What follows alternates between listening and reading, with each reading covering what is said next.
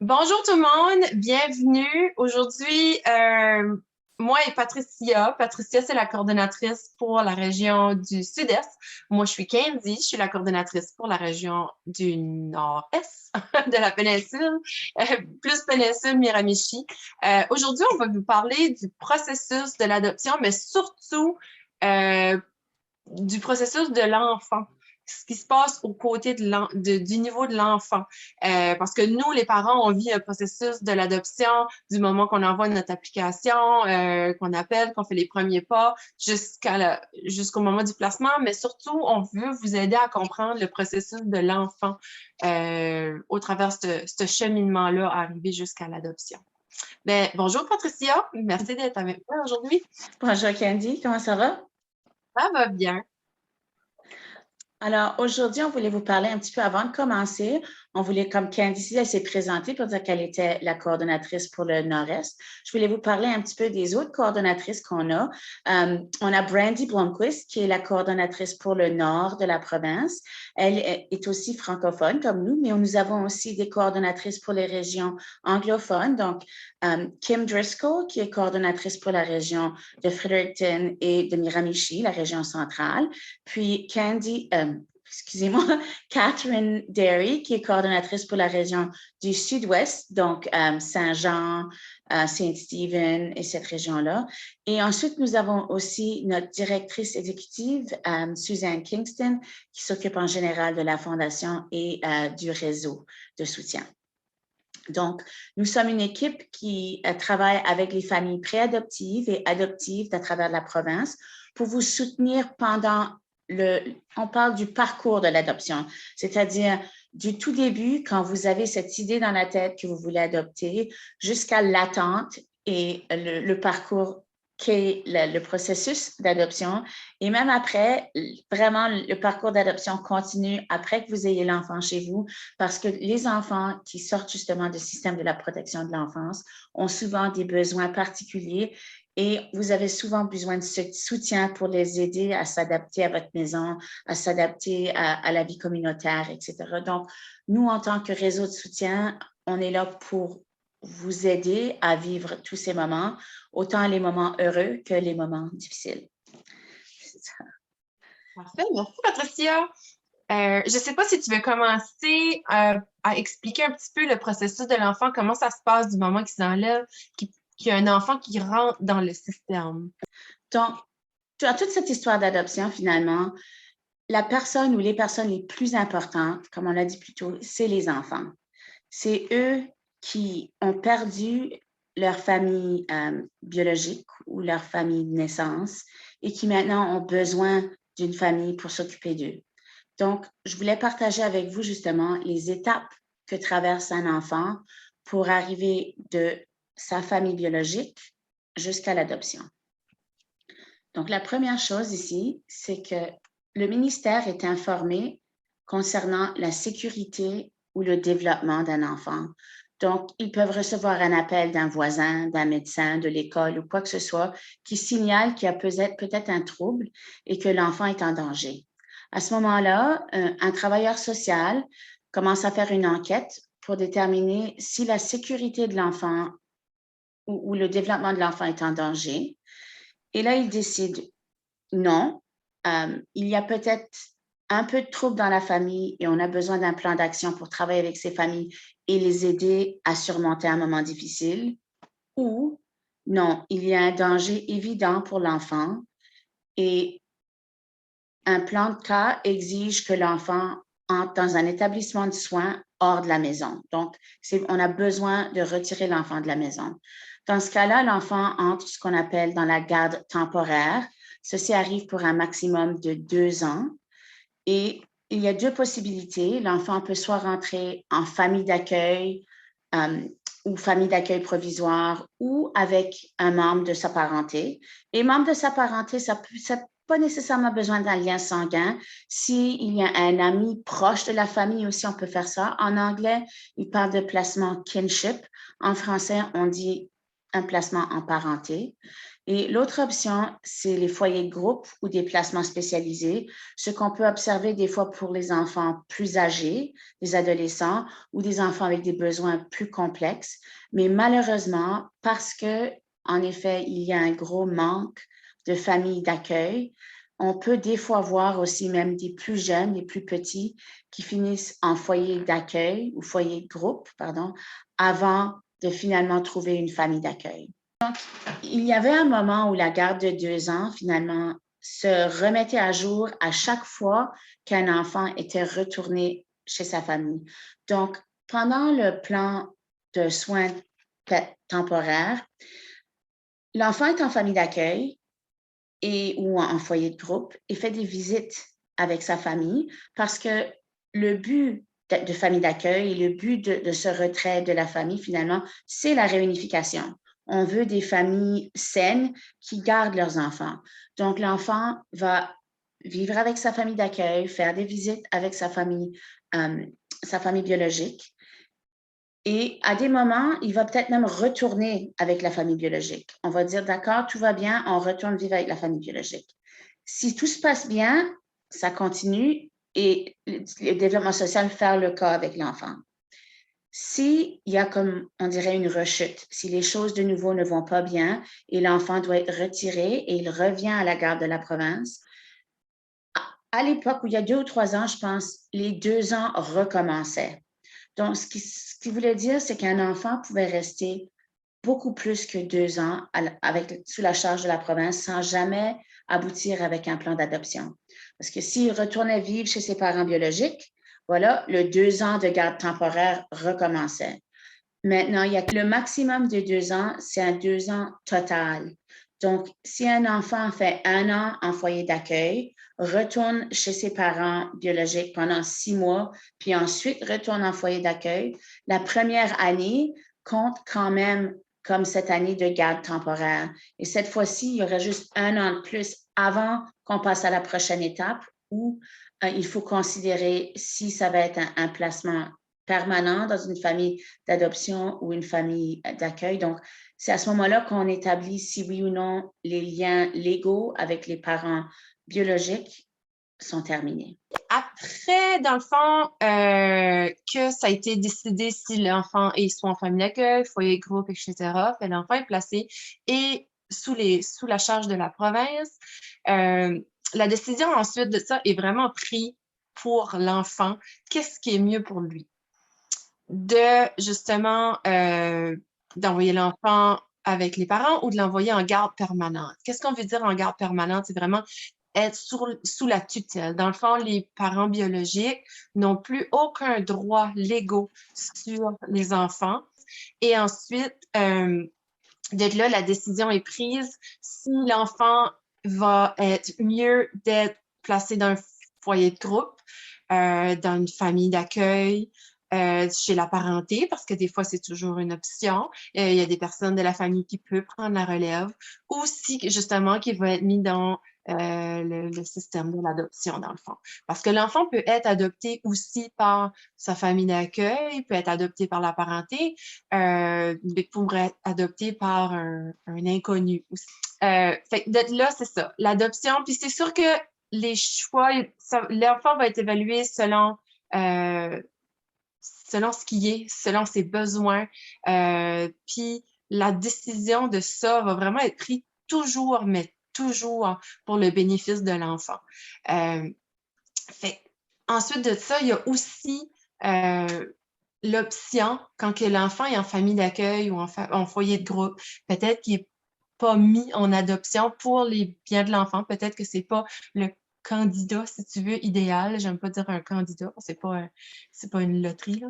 Ouais, ben, je rajouterais aussi qu'une des choses qui se passe, c'est que surtout pour les enfants plus vieux, à l'âge de 12 ans, ils ont la permission, ils ont le droit de dire oui ou non, je veux être adopté. Et c'est ça qu'on voit à 12 ans, des fois, quand on propose l'adoption à un enfant, il va dire non, je veux pas. Et il y a beaucoup de raisons pourquoi ça peut arriver. Tu sais, ils ont encore un lien, croient encore que la relation avec la famille biologique va s'améliorer, ou ils ne veulent pas faire de mal à leur famille biologique, même s'ils savent que c'est pas un environnement sain. Il y a plusieurs autres possibilités, mais c'est ça. Donc, Souvent, ils restent loyaux à leur famille biologique, puis souvent, ils veulent pas, ou même qui ont tellement eu une expérience traumatisante de changer d'une famille à l'autre qu'ils veulent pas revivre cette expérience-là avec une nouvelle famille. Puis ils ont peut-être aussi déjà l'idée que ça peut pas exister non plus. Une bonne famille oui, qui il y en peuvent... a qui veulent juste s'en aller puis être seuls, là, disant non, j'ai fini, je veux plus avoir à me lier à quelqu'un. Il y en a d'autres qui sont trop attachés à leur famille d'accueil et qui préfèrent rester là. Mais là, ce qui se passe, c'est la prochaine étape. Si tu veux expliquer, Candy, qu'est-ce qui se c'est passe à ça. 19 ans? À un certain âge, 19 ans au Nouveau-Brunswick, l'enfant ne peut plus rester en famille d'accueil. Il faut qu'il y ait une autre option pour lui parce qu'il est considéré adulte. Fait qu'on dit, on dit qu'il sort du système du gouvernement, dans le fond, parce que le gouvernement n'est plus ses parents légaux. Il devient autonome, adulte.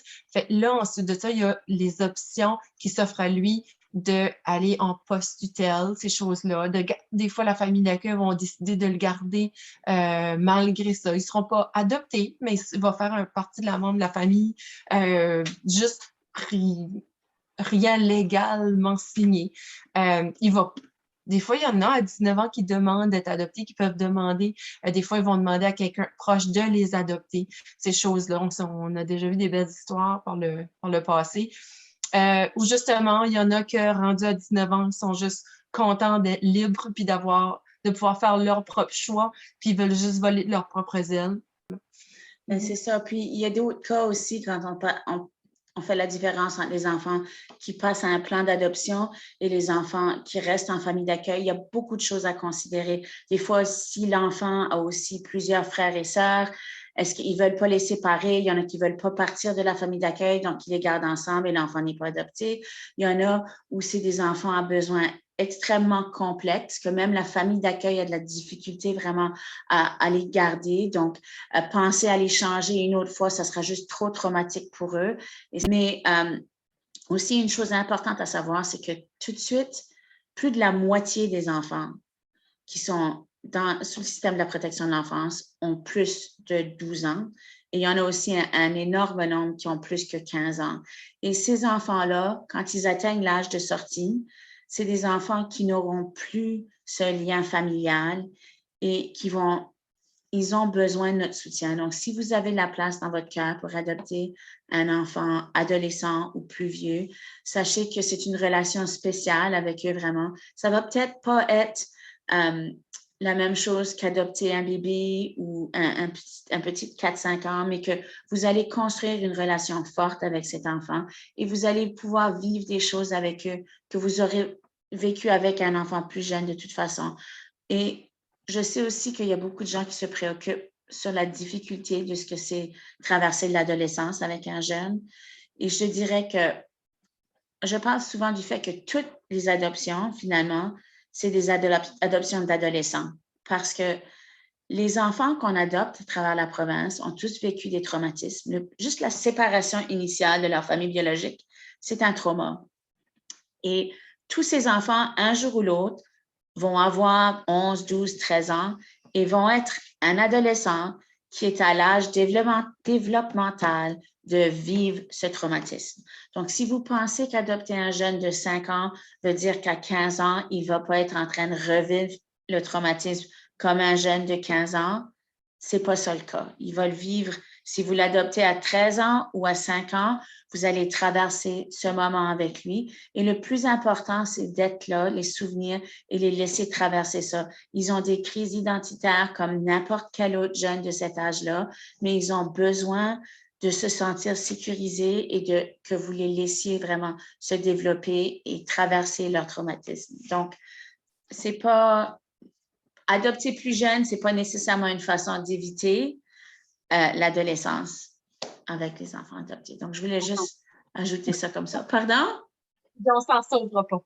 Non, c'est ça. Et c'est comme avoir un enfant biologique, ça peut aller d'un côté ou de l'autre. Donc, il y a aucune garantie.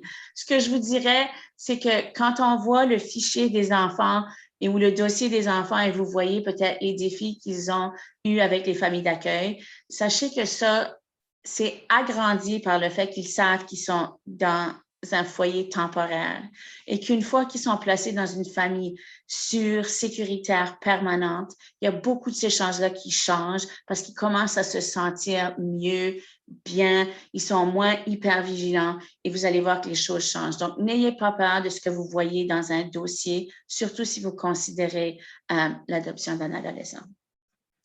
Donc, on a parlé un peu du aging out ou de l'âge de sortie de 19 ans et aussi pour dire que pensez que les enfants, justement, qui sortent à 19 ans, c'est des enfants qui, quand ils voudront prendre leur pause d'études, quand ils sont à l'université ou au collège, comme ils n'ont pas de famille permanente, c'est des jeunes qui n'ont nulle part où aller.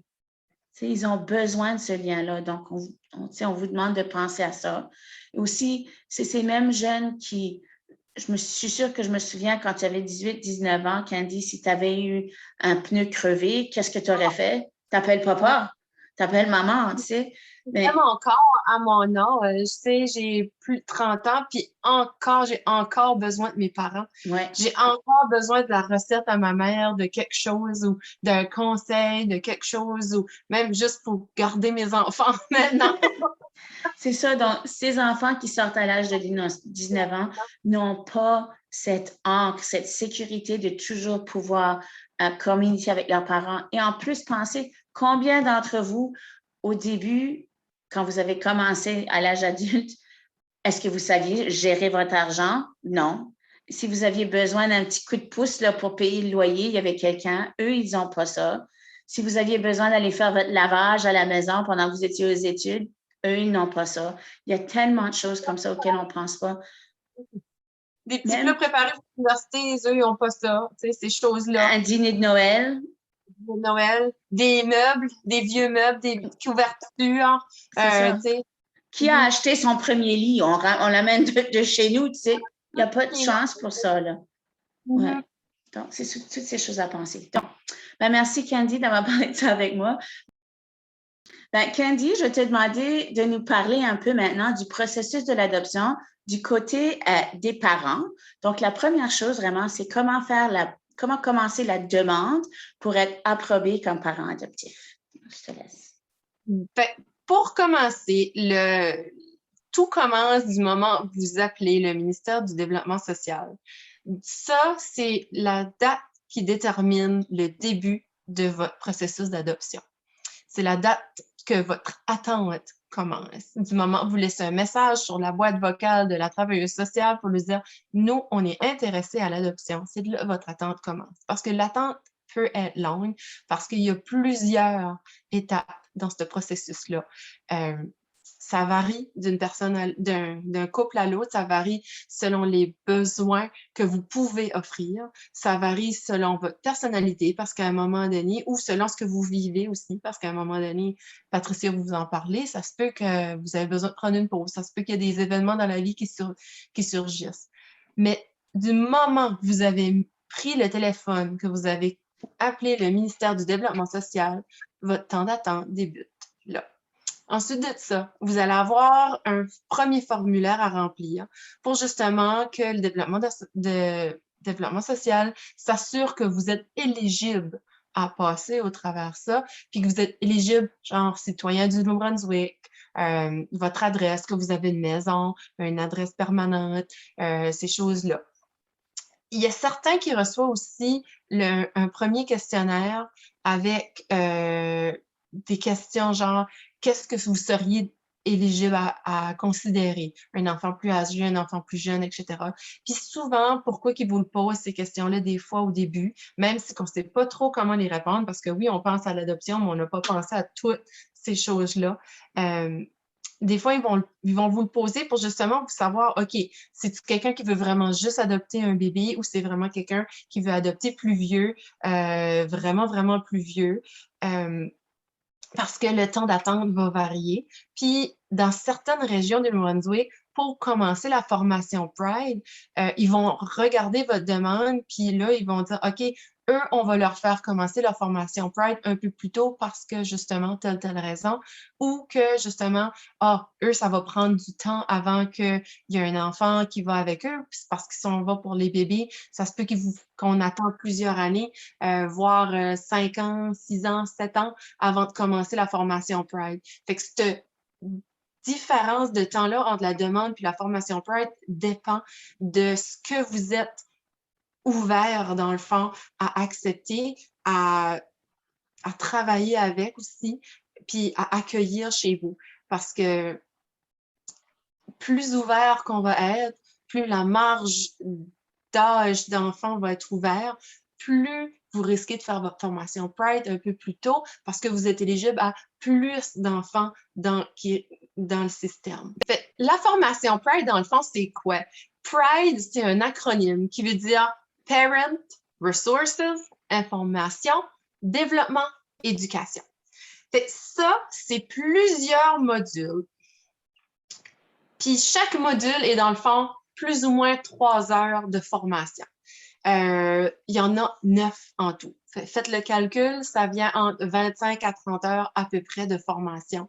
C'est échelonné sur souvent plusieurs semaines. Ça se fait souvent en présentiel, mais maintenant, ça commence à être... COVID a fait avancer les choses, on le fait maintenant à distance. Puis c'est quand même les travailleuses sociales qui vont vous présenter Pride, qui avec d'autres familles, parents, qui veulent soit être famille d'accueil ou famille adoptive. Ou famille, on dit de relève, là, des choses comme ça, c'est famille d'accueil de relève. Tout le monde passe par la formation Pride, c'est obligatoire pour commencer le processus.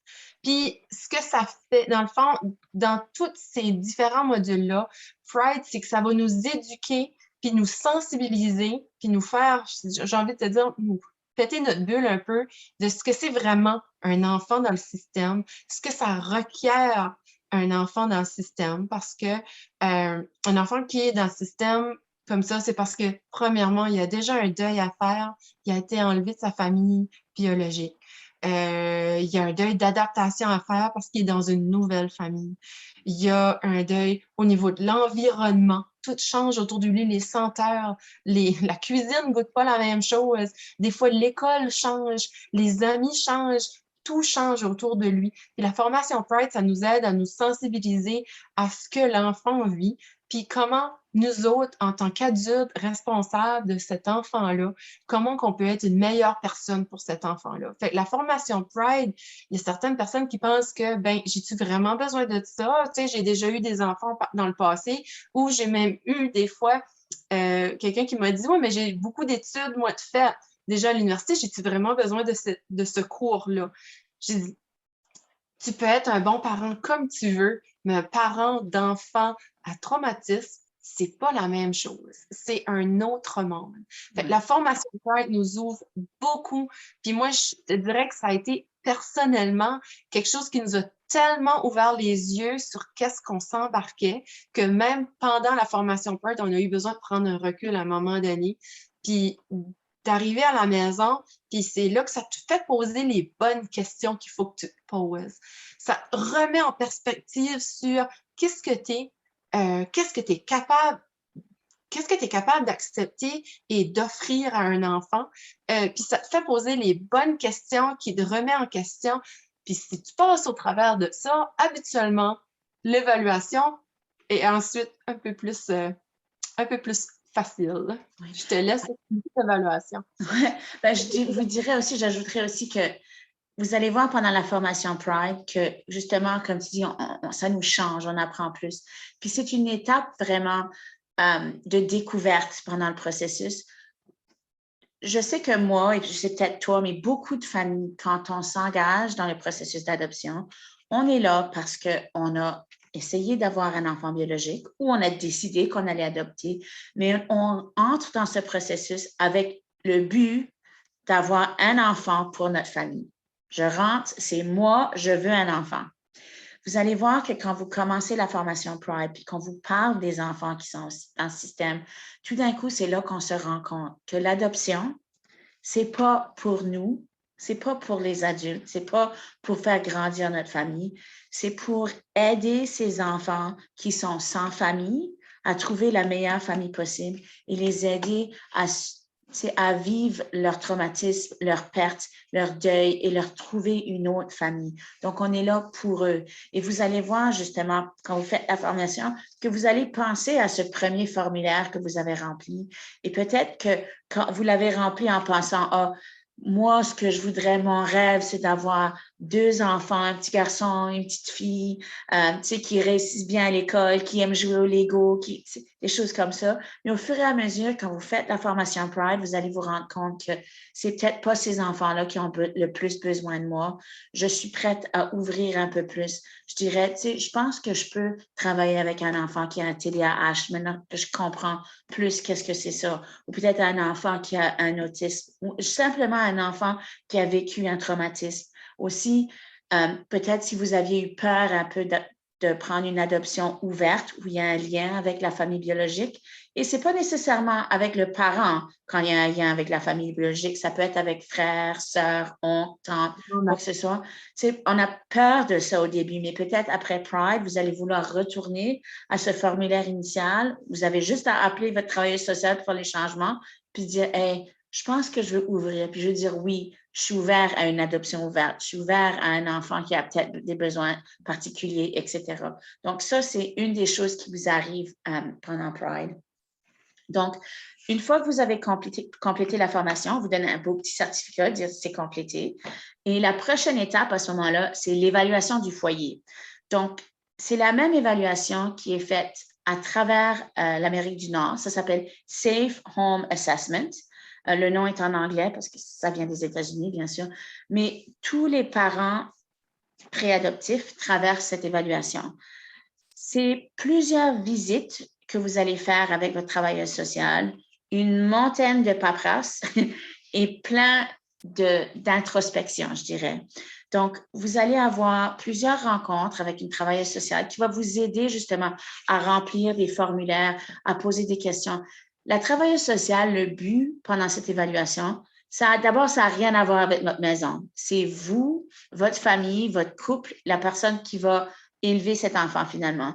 Ils veulent savoir comment vous avez été élevé, comment est la relation que vous avez avec vos parents, si vous êtes en bonne santé, si vous savez gérer votre famille comme elle est maintenant, si vous avez j'oublie les skills, Habiletés. Pardon? D'habileté. Oui, pardon.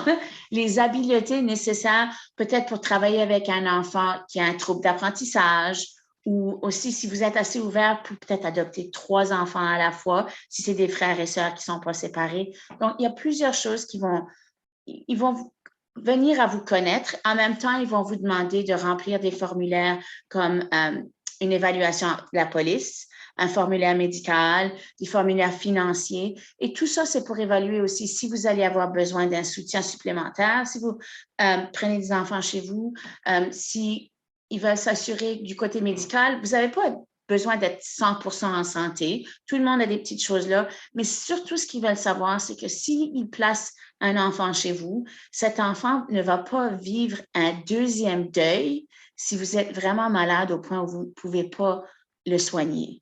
Donc, c'est pour ça qu'on fait l'évaluation. Vous allez vous rendre compte aussi qu'ils vont vous poser des questions que vous pensez que jamais personne vous aurait posées. Et c'est vraiment pour vous connaître plus. Si vous êtes en couple, ils vont vous parler séparément, comparer les questions, évaluer votre relation, comment vous gérez une relation avec quelqu'un que vous aimez. Toutes ces choses-là pour, à la fin, vous présenter un rapport où ils ont comme déterminé ce qu'ils pensent que vous, dans votre foyer et en votre couple, votre famille, vous êtes capable de prendre chez vous. Donc, je peux vous donner l'exemple que moi, quand j'ai commencé l'évaluation avec mon mari, on est arrivé, on a dit, OK, on a fini Pride. Nous, on voudrait adopter jusqu'à 4 enfants de n'importe quel âge. On est prêt, on veut n'importe quel problème, n'importe quel défi, on veut absolument adopter. Et après plusieurs mois de discussion, après, pour nous, plusieurs pauses, parce que vraiment, certaines questions qu'ils nous posaient pour moi ont été difficiles et j'ai dû prendre un peu de recul, prendre du temps pour moi. J'ai dû réévaluer si oui ou non l'adoption, c'était encore quelque chose que je voulais faire. Donc, après toutes ces choses-là, ils vous présentent, ils disent, OK, on a décidé qu'on voudrait vous approber comme parents adoptifs ou famille adoptive pour, ils vont dire, 2 enfants sous cet âge ou au-dessus de cet âge ou un enfant. Donc, ils vont vous donner comme une idée un peu de ce qu'ils pensent qui marcherait pour vous dans votre famille, dans votre maison, etc. Et ça, ensuite, c'est envoyé au superviseur c'est comme un jury finalement d'évaluation qui va dire, OK, oui, boum, approbé. Et à ce moment-là, même si on vous a dit, OK, vous avez la permission d'adopter 3 enfants de moins de 10 ans, ça ne veut pas nécessairement dire que c'est ça avec lequel vous êtes présenté à la fin. Ça, c'est vraiment le maximum ou ce qu'ils pensent. Mais le plus important à ce moment-là, quand on parle de quel enfant va venir avec vous, c'est l'enfant. Donc, la prochaine étape, une fois que vous êtes approbé, c'est le jumelage. Et ça, vraiment, on oublie un peu le parent parce que vous êtes maintenant, vous faites partie, moi je parle de ça, c'est comme un gros tas de familles ou de parents qui sont en attente d'adoption et qui sont approbés. Et maintenant, les yeux du développement social se virent vraiment vers les enfants. Et eux, ils ont tous ces enfants qui sont en foyer d'accueil, qui ont des plans d'adoption. Et leur but, c'est de connaître l'enfant et de contacter la travailleuse sociale qui connaît les familles qui attendent et voir quelle famille marcherait mieux pour cet enfant. Donc, même si vous êtes approbé avant ou après un autre couple, ça ne veut pas nécessairement dire qu'ils vont regarder votre dossier avant ou après l'autre couple. C'est vraiment tout le monde, une fois que vous êtes approbé, on recommence à zéro. On est au même niveau et ça vient vraiment à qu'est-ce que vous êtes capable d'offrir pour les enfants qui, eux, ont déjà attendu au moins 2 ans. Pensez qu'ils ont 2 ans de garde, là, au moins 2 ans, et ça peut être encore plus long. Donc, je ne sais pas si tu veux parler un petit peu à Candy du jumelage et du placement. Ben, dans le fond, tu l'as très bien décrit. Fait que le jumelage, c'est sûr, est fait en fonction de les besoins de l'enfant. Ils vont aller selon les besoins de l'enfant et ensuite trouver qui peut offrir ses besoins à cet enfant-là. Fait que le temps d'attente de notre côté, ça va dépendre de ce qu'il y a comme enfant qui est en attente d'adoption. Fait que nous autres, notre temps d'attente peut varier de 2 jours à plusieurs années parce que si ce qu'on peut offrir ne matche pas ou même des fois ne cliquerait pas avec cet enfant-là, ben notre tour va on va rester en dessous de la pile pendant longtemps. Les travailleurs sociaux savent nos dossiers, puis nous connaissent, puis eux qui nous ont évalués souvent travaillent de très, très, très, très près avec les travailleurs sociaux qui connaissent les enfants. Ils se parlent souvent, puis justement, eux, c'est probablement les meilleures personnes de savoir qui fitterait mieux ou qui irait mieux avec qui. Fait que le jumelage peut prendre 2 jours comme peut prendre très longtemps. Ensuite, t'avais-tu quelque chose à ajouter pour le jumelage, Théba? Ben, je pensais juste à quelque chose comme pour donner une idée un peu des choses qui peuvent affecter le jumelage. Par exemple, si on voit un enfant qui peut-être a vécu un traumatisme avec un homme, disons, peut-être ils considéreront plus une maman célibataire pour cet enfant-là. Donc ça, c'est un jumelage qui ferait plus de sens. Même des fois, c'est des choses simples comme si c'est un enfant qui a un TDAH et il voit qu'il y a une famille qui a déjà élevé un enfant avec un TDAH ou même où l'adulte a un TDAH et comprend ce que c'est, peut-être que le jumelage là, serait plus fort. Pareil aussi, si vous êtes ouvert à adopter un groupe de plusieurs frères et sœurs, ils vont considérer, ah, OK, ceci, on va voir si ça peut être un jumelage. Et sachez que c'est vous qui avez la dernière décision. Donc, quand ils vont vous jumeler, la première chose qui va se passer, ils vont vous appeler et dire, ça y est, on a un jumelage pour vous, venez au bureau. Vous allez aller au bureau et ils vont vous parler en général un peu de l'enfant ou des enfants, mais il n'y a même pas de photo. Ils vont vous dire, Suzy et Jean ont 7 et 3 ans, ça fait 2 ans qu'ils sont en famille d'accueil, ou en foyer d'accueil. Le petit, il aime beaucoup jouer au football. La petite, elle chante, elle danse, tu sais. Voilà. OK. Voulez-vous en savoir plus? Et là, il y a la prochaine étape, etc. Vous rencontrez, vous pouvez parler votre travailleuse sociale, le travailleur social des enfants. Vous pouvez même parler à la famille d'accueil. Il y a plusieurs étapes à faire. Il y a aussi, une fois que vous dites, OK, on est prêt, on veut faire cette démarche, là, il vous ouvre le dossier un peu plus. Vous pouvez voir les photos de l'enfant. Vous pouvez lire leur historique dans le dossier, donc qu'est-ce qu'ils ont traversé. Vous pouvez voir leurs fichiers médicaux et tout ça. Vous pouvez voir l'historique de la famille aussi. Et encore à ce moment-là, c'est à vous encore, comme je dis, de contrôler si oui ou non vous voulez aller à la prochaine étape. Donc, c'est toujours vous qui êtes en contrôle. Et sachez que si on vous présente un jumelage et vous vous rendez compte que c'est pas le moment pour vous, ou c'est juste pas quelque chose qui va marcher, c'est pas, vous voyez pas de connexion avec ces enfants, vous pouvez absolument dire non, ceci c'est pas pour moi. Et ça va en aucun cas affecter le prochain jumelage qui vient. Vraiment, le développement social est là pour trouver la meilleure famille pour cet enfant. Donc, si vous voyez clairement que vous n'êtes pas la meilleure famille, vaut mieux dire ça dès le début et ça ne va pas vous affecter pour les prochaines choses. Ils apprécient ça vraiment. Oui, exactement. Faut pas se sentir jugé non plus parce qu'ils ne vous jugeront pas. Au contraire, ils vont probablement apprécier que vous arrivez à trouver l'honnêteté. Parce qu'on sait que c'est difficile. Ça fait longtemps qu'on attend des enfants. Fait que si qu'ils nous arrive avec un jumelage, puis que ça, on le file pas, on n'est pas certain, mieux vaut le dire parce que ces enfants-là ont déjà eu plusieurs traumatismes. On veut pas leur en créer un de plus, on veut leur éviter ça à tout prix. Fait que c'est correct de dire non. C'est correct de pas se sentir à la hauteur pour cet enfant-là parce qu'il a un besoin un peu plus particulier puis on pense que ça va être peut-être trop difficile sur nous. Puis c'est correct d'être honnête avec soi-même, avec cet enfant-là, puis avec les travailleuses sociales. Puis en aucun cas, les travailleuses sociales vous jugent ou affectent votre dossier parce que vous refusez un jumelage. Au contraire, ils vont juste vous remettre dans la pile. Puis quand il y aura quelqu'un d'autre qui va fitter avec vous de nouveau, qui pense que ça va marcher, ben ils vont vous recontacter, puis c'est pas plus grave que ça. Exactement. Et si vous n'êtes pas sûr, pensez que si vous n'êtes pas sûr si c'est le bon jumelage pour vous ou non et vous voulez parler à quelqu'un, on est ici, nous, le réseau de soutien, la Fondation, vous pouvez toujours nous parler de ça, vraiment.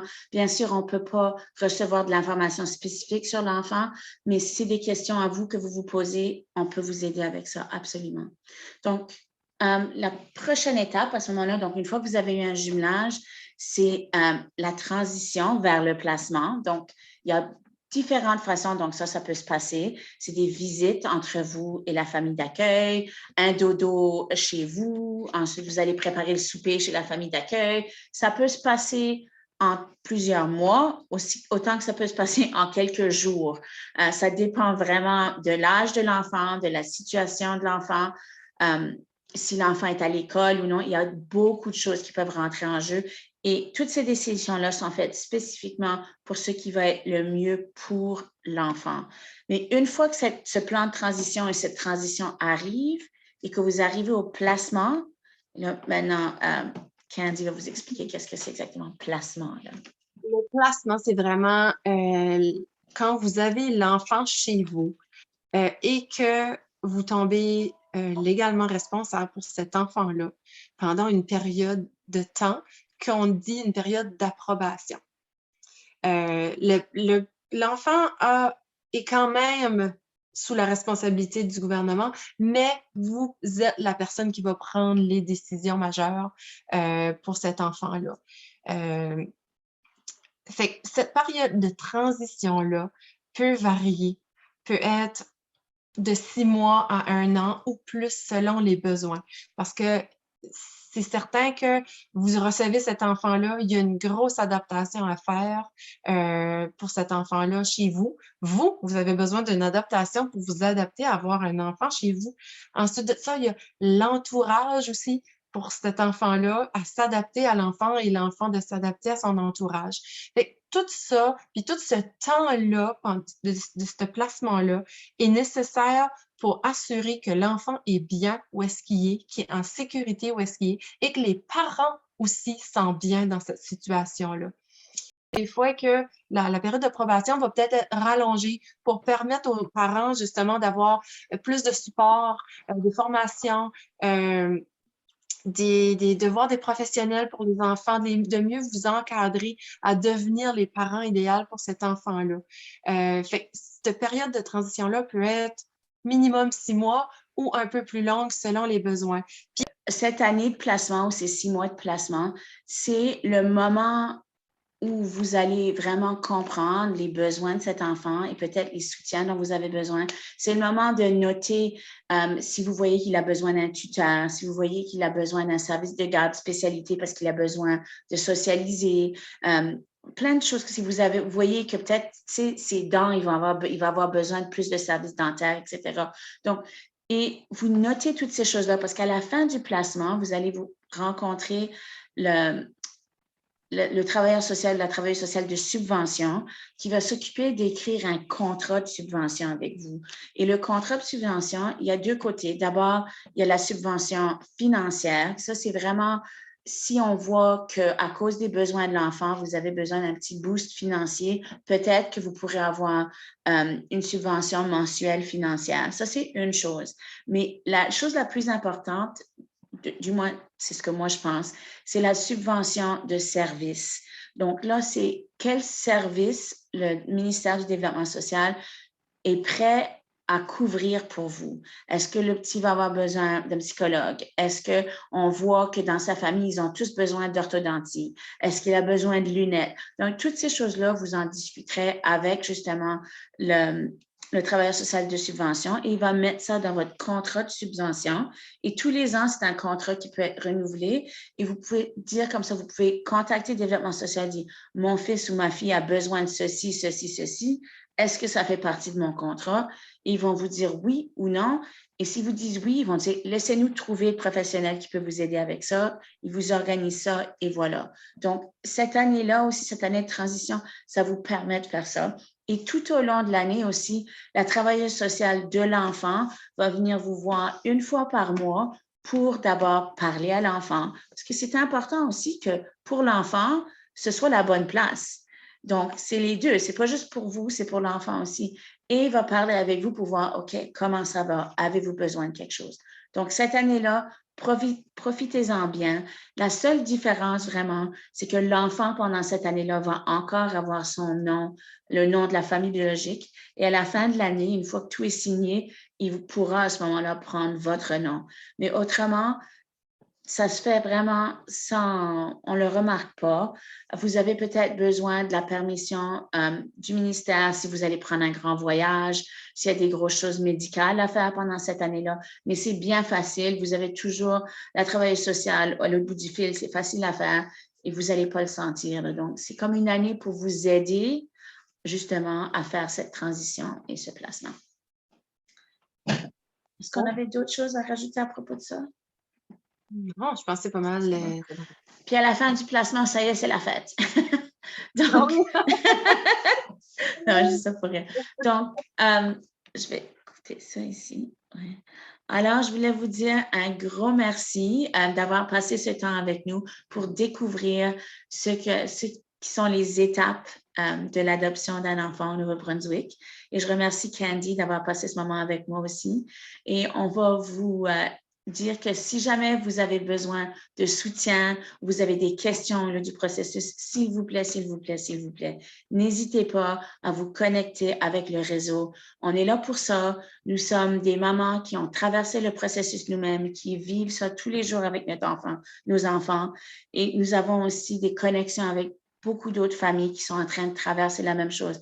Il n'y a personne qui va comprendre plus ce que vous traversez ou qui va s'être poser les mêmes questions que vous, plus que nous, vraiment. Donc, je veux que vous sachiez qu'on est là. On va vous mettre notre site web et notre information sur l'écran. Vous pouvez nous contacter n'importe quand. Je vous encourage aussi, en plus de la formation Pride, de continuer à vous éduquer sur les besoins des enfants dans le système. C'est quelque chose que nous, justement, à travers la Fondation du Nouveau-Brunswick pour l'adoption et du réseau de soutien, on vous propose tous les mois des groupes de soutien, des formations, des lectures, etc. Donc, joignez-vous à nous et participez avec toutes les activités qu'on a. Et vous allez voir que si vous venez à un webinaire, des fois, peut-être qu'il va y avoir une travailleuse sociale qui est là, qui va dire « Ah, c'est un couple sérieux qui s'intéresse. » Aussi, quand vous complétez des formations avec nous, n'hésitez pas à dire à votre travailleuse sociale « Hey, je me suis formée en ceci, en ça, en ci. » Tout ça, ça fait agrandir votre dossier pour dire des habiletés que vous avez appris, que vous comprenez qu'est-ce que ces enfants ont traversé. Donc, tout ce que ça peut faire, c'est être positif pour vous. Donc, encore, je vous dis merci et on vous laisse aujourd'hui avec une petite vidéo d'autres familles qui ont été formées à travers l'adoption au Nouveau-Brunswick. Alors, Merci beaucoup. Merci. Bye tout le monde.